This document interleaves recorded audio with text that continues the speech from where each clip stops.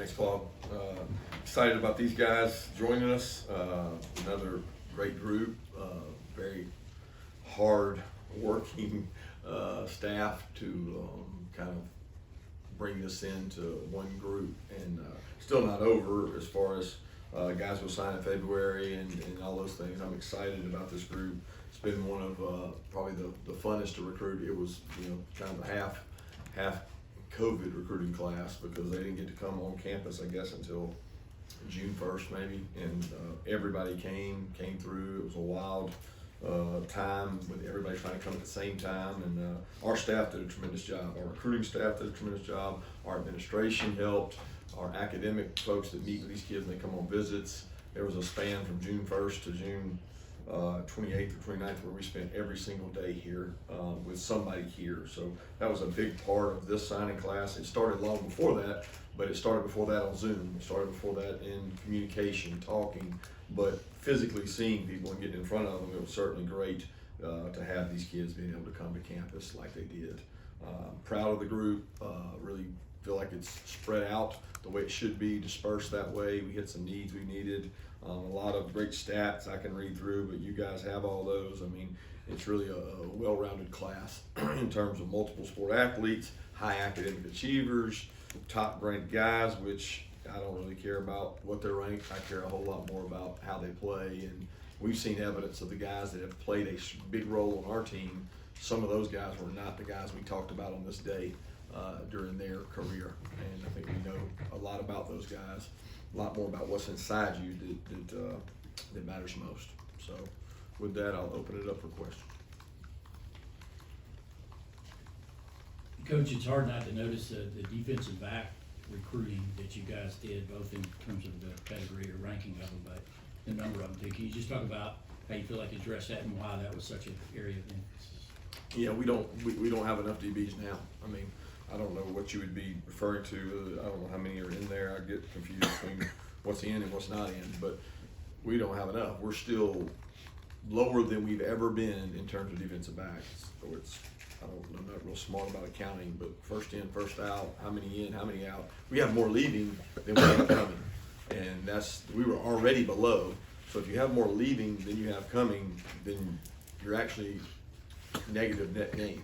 So we're still behind the defensive back position, and it's a position that's been really, it's been tough for us this year because we've not been able to play dime packages. We've not been able to do some of the things we want to do, and that's 6 DBs on the field. And I am really proud of the DBs in this class that we have, but we're not anywhere near where we used to be. I mean, I think we're 7 that left since the last year. And then you throw in the seniors, those kind of core Georgia guys that have been here forever that are now finishing. When you add that 7 plus 4 or 5, that's a 1 year window of 13 to 14 guys. So in my mind, we're still kind of short numbers of scholarship players. Coach, just asking about Gunner Stockton and what he's been able to do. The recruitment of Gunner was really interesting because we've known Gunner, at least I've known Gunner since he was a small kid. His dad hosted me at a official visit in Georgia Southern many years ago, so I've known his dad for a long time. My dad was the high school coach there. Gunner was a young kid, tremendous athlete, tremendous character. I don't know that you can raise a finer young man in today's day and age of all the, I don't know what you call it, the attention-seeking people. He's never done that, and he's stuck to his guns that he loves UGA and that he wants to be here, and certainly a major part of our signing class.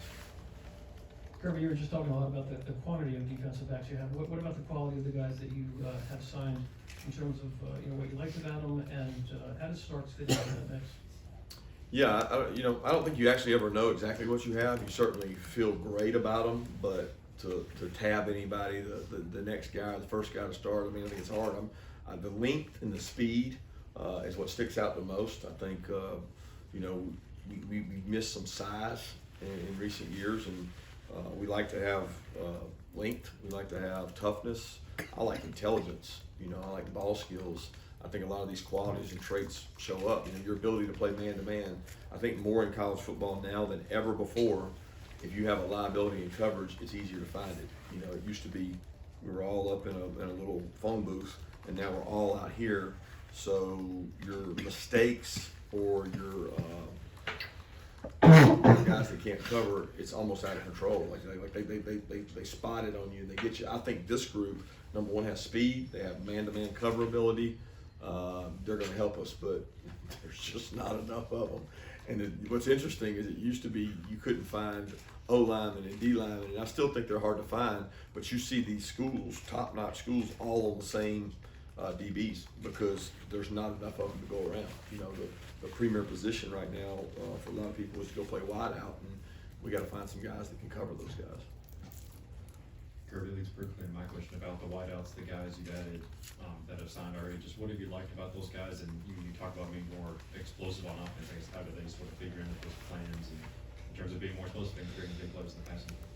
Well, I think it starts with speed. You got to have vertical speed down the field, and we feel like we've got some guys that can really stretch the field and do that. High character. You got to be able to learn. You got to be able to buy into the offense, the understand the splits, understand the route tree, understand all the things, the intricacies that go into playing the position.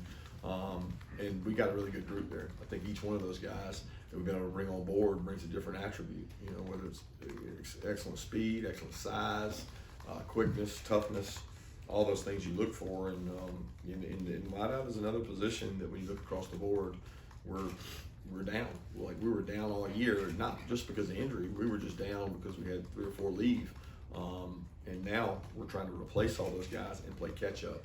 And that's tough to do in our league. I like to have the numbers where we kind of hit quota, and if you're finding out more and more now, it's easier to leave than it is to get them. So we got to get some more guys there. Kirby, you mentioned stars and rankings, not caring about that. On O-line recruiting, I think people around here kind of gotten accustomed to the 5 stars, blue chips, whatever. These guys this year not on there. What went into the evaluation of these guys and pursuing this group of O-linemen? I think it's like everything. You have a group, you have a class of alignment, and any NFL GM or scout would tell you, okay, this class is loaded with this. You know, last year's NFL draft class had a lot of really good corners. You know, we had 2 corners go pretty high. We had corners go before them. It was a really big corner draft class. As you look across the country, the offensive line class now, I'm not talking about recruiting rankings like you referenced. I wouldn't refer to that because they're going to have a certain number of 5 stars and 4 stars they've got to hit. But the pool of offensive linemen probably wasn't as great as it's been in years past in terms of quality depth at that position. Now, if you go statistically, there's 104 stars, 25 5 stars. There may be the same number, but we're talking about on our board, we rate things completely differently than stars and things like that. We rate them where we can rate them across classes, meaning compare a guy in 3 classes ago to a guy in this class. There were probably not as many guys. I feel great about the guys we got. We got a couple guys with great size. We got a couple guys with great upside.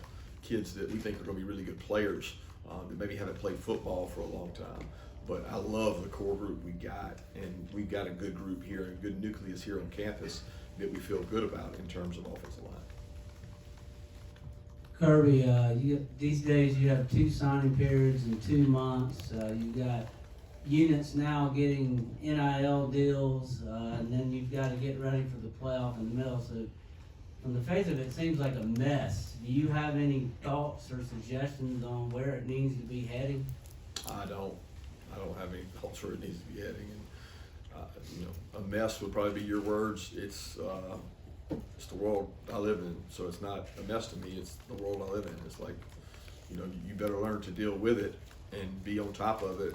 And we're all dealing with the same mess. So who handles that better is everything. And I focus on how we can do it better, not on how messy it is. Outside of Chandler Smith's speed, what else stood out to you or about him in this recruiting process? Character.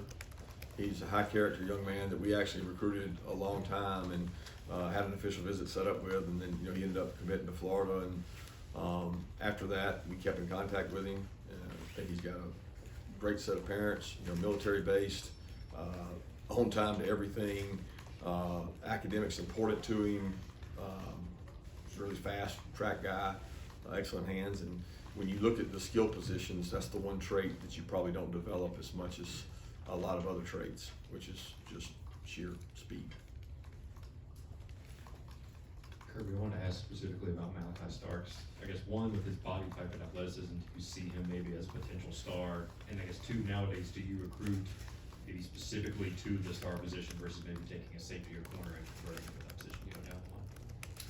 Well, if we thought a guy could be a star, a really good star, then we would say he can also be a really good corner or safety. It's not that we recruit to the star position. I mean, certainly it is a position in and of itself. He's on the field 85%, 80% of the season, but we don't look at it that way. I look at it as you're developing two positions when you're here at any position. If you're a guard, you're developing as a center too. If you're a tackle, you might be developing as a guard or center.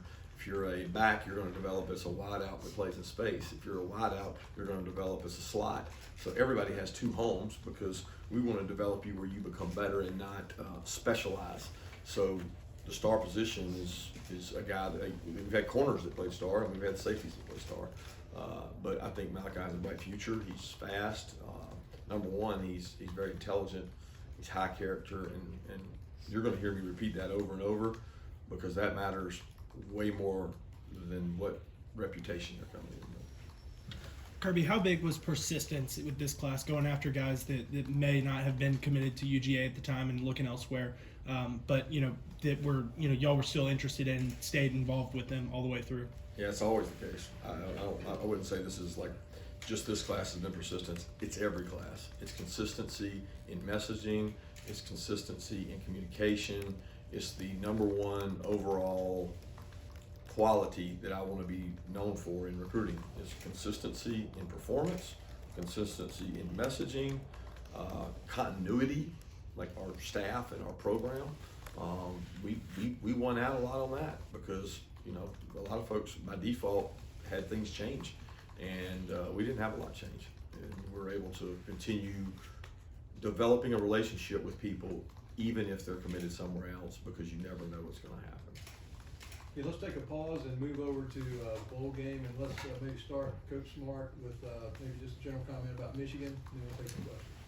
Well, we really haven't focused on Michigan in terms of our preparation of the players. We have focused on us. We've been able to get a light practice in, I guess it was last Saturday, a heavier practice in yesterday, and we've been able to get some conditioning and workouts in between as we've been recruiting and on the road recruiting. The players are finishing up final exams.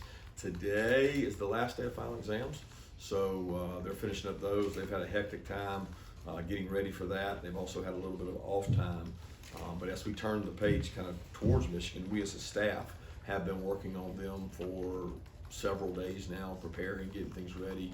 We'll start prepping the players for some of that here in the next couple days, and we'll kind of batten down the hatches and start practicing a lot heavier here tomorrow for those guys.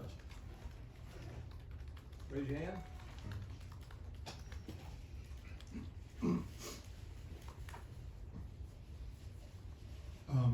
We've seen, I know you probably feel like you're being as diligent as you can already on the COVID front, but as some numbers have been rising, I wonder if you're having to refocus again and maybe reemphasize what you guys are doing with players' safety and precautions. Yeah, Ron's had a heightened awareness certainly in the recent weeks and days. We've got a large portion of our team that's been vaccinated and continue to be diligent about that and ask the guys that aren't to be extra safe. And we've taken some precautions around the building to be smart. Certainly that time of year, we went through the kind of, I won't call it a flu season, but we had a little bout with the flu there that made me concerned as well about COVID. But here in the last couple days, we've really been on top of it, and our guys are understanding that we have to be safe. We cannot afford to lose anybody at this time, and Ron and his staff have been incredible. Kirby, obviously you put out the statement about Lanning and his departure. Just wanted to, get further comment on that and how that's been. And clarification, when you said that Schumann and Muschamp would be co-defensive coordinators going forward, is that for the bowl game or is that for next season? Yeah, clarification is Muschamp and both Muschamp and Schumann will be co-coordinators. That's what the clarification is. So Lanny's done a tremendous job here. He is by far and away one of the most loyal guys, hardworking guys that I've been around. He's bright, he's energetic, he's a good teacher. He'll do wonderful things at Oregon. I'm so happy for him that he got an opportunity for a job like that. You know, he had several interviews, several opportunities that he was not interested in, some that he was, and it was one that he thought would be a great opportunity. So I'm glad he's staying on with us to help us finish this thing out. He's done a great job. Coach, a couple minutes ago, Lewis said that Michigan plays big boy football. What stands out to you in terms of their physicality and what you've seen so far? Great run game, great backs, 3 really good backs, really physical. I mean, just extremely physical at the point of attack. 2 quarterbacks that are, you know, one's really athletic, the other's athletic, and they use both those guys. They do a really good job. I mean, they keep you off balance, and they have great play action game, great use of their tight ends. And defensively, they've come a long way from the Michigan I knew 2 or 3 years ago, where we had kind of studied them in the offseason when they had a lot of sacks and a lot of turnovers. But the Dogs done a lot to change that, and you can see they're playing really, really, really hard, really very sound on defense.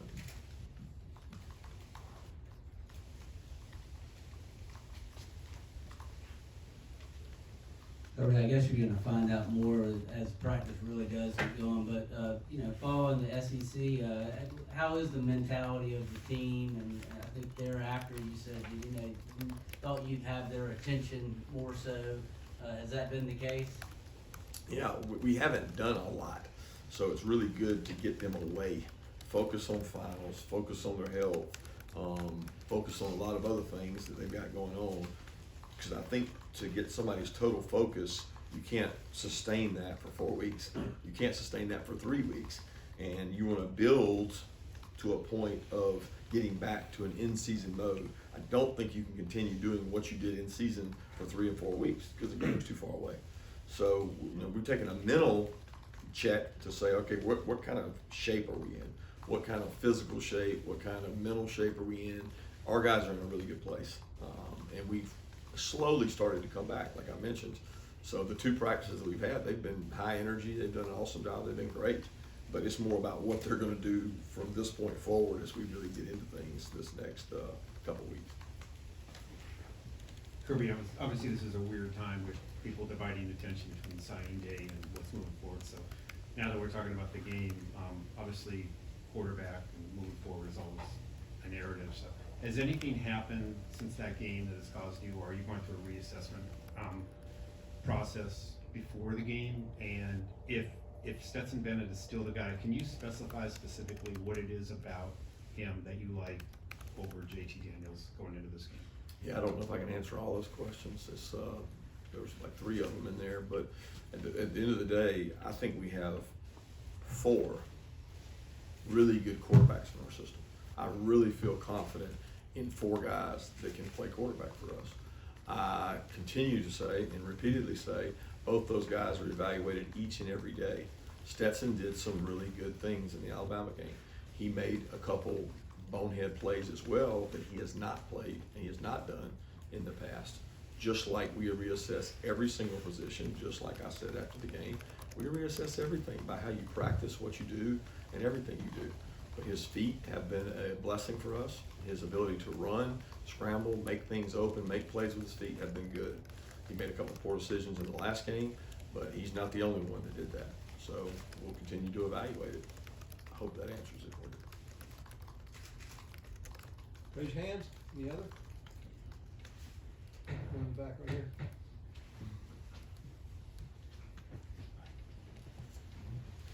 Kirby, how did the Rose Bowl experience a few years ago help you manage time and getting a team ready? Because it's a bowl trip. There's several days early, but yet there's huge significance in this game, unlike other bowls where there's another game after this one conceivably. How do you approach that with the team, and it still being a bowl trip? Yeah, it's huge significance in every game. Just making sure we're clear on that, because I know that people don't think the bowl games matter, but they matter.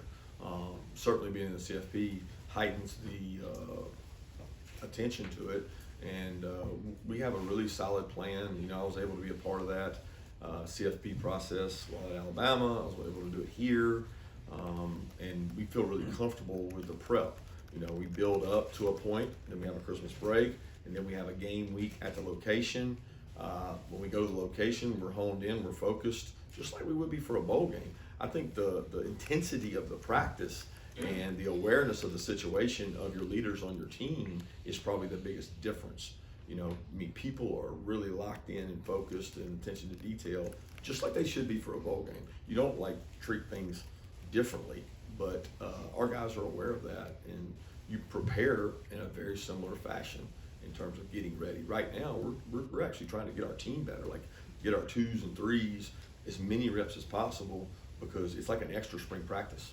I mean, we'll have 14 to 15 practices before we play, and that's literally an extra spring practice. Have time for 2 more questions? I've got kind of a two-part, Kirby. One, going into this year, everybody thought that everybody had to score a ton of points to win. That was kind of the new college football. You guys had historic success. I think you had to go back to '86 Oklahoma, find a team that did what you did there in the regular season, points allowed. So one, do you think you were able to show that maybe you don't have to get into those type of shootouts and score so many points? And then two, you were at Alabama one year when Coach Saban said there were a lot of guys with their eye on the NFL, and that might have detracted from prep. What did you learn from that experience as Alabama redeemed themselves a couple years later with a national title? I'm not sure I understand the last question. Is that directed at our team or just in general? About 12 or 15 guys that could get drafted. How do you keep those guys? 12 or 15, that would break every single record that I've ever seen, but it's good, it's good. I mean, I don't know how many will get drafted, but it's usually higher for you guys than what the NFL people tell us. But regardless of that, I think every year we go play, we have a group of players that potentially could get drafted. I think you would agree with that. We have a group, whether that's 60 or 3, but we have a group. The distraction is only if you make it one, because the best way to get drafted higher is to do what? Play well. And I think the distractions outside of our building, they're there year round. I mean, the distraction of an agent or a whatever, social media, that never changes. It only becomes greater and greater and greater as you move along throughout the season. But these guys have been incredible at being focused to what they have to. I mean, Michigan has guys that are going to get drafted that have that. At Alabama, Cincinnati, they all have good players. They wouldn't be there. So everybody's dealing with that, and how you manage it internally. I'm talking about within your school session groups, your leaders on your team. That's really a team that comes out ahead, that has the ability to jump out ahead. As far as your defensive question, I mean, I think it's week to week. I think it's really how your defense plays. Could our defense keep us in some games where we didn't have to shoot out? Sure, we did some. We did that some this year, but we also had ones where people scored. You know, there was time at the Tennessee game it was looking like that. Certainly the Alabama game would be one, but a lot of that is based on what we did, meaning what did we do? We didn't play this coverage right. We didn't play that coverage right. And when you don't do those things, you give up big plays. And when you give up big plays, you know, you have to score points. So it's twofold, you know. It's a total complementary football. And the one thing we did really well this year was play complementary football, and we didn't do that last time out. Kirby, you were talking about the extended, or basically an extra spring practice, and I wanted to ask you, you talked about some guys in the defensive backfield, Javon Bullard, I guess, being one of them, maybe Kamari Lassiter as well. Is this kind of a golden opportunity for those guys to maybe kind of get over the hump and you know, being on the cusp to kind of maybe earn a role for themselves? I mean, is that something you guys are looking for to take place during these types of practices? I don't know how realistic. I'm in my career, which has been long being around bowl practices. I've probably been in a bowl game, you know, everywhere it seems like I've been in a bowl game. You don't see a kid go from like, okay, he just had this magic switch and he just took over. You know, I've seen him grow and get better. We got some guys out there that I'm thinking like, man, that guy's got a lot better, man. He looks good. He was on the scouts. He's working. But to say he's going to go play in this environment and take over, I think that's a little bit of a stretch. If injuries happen, yeah, it could happen, you know, but it's hard when you say this kid's only been here, I don't know, 6 months, in the case of some of those guys you mentioned, for them to leapfrog and take over for somebody that's been played in the system. And it's not like, oh, you just have to play the guys in the system. No, it's you play the guy that gives you the best chance to win. That's what we do at every single position. You play the guy that gives you the best chance to win. And when you do that, a lot of times the youngest ones don't have that opportunity. They haven't been in enough battles to be able to do that. Thank you.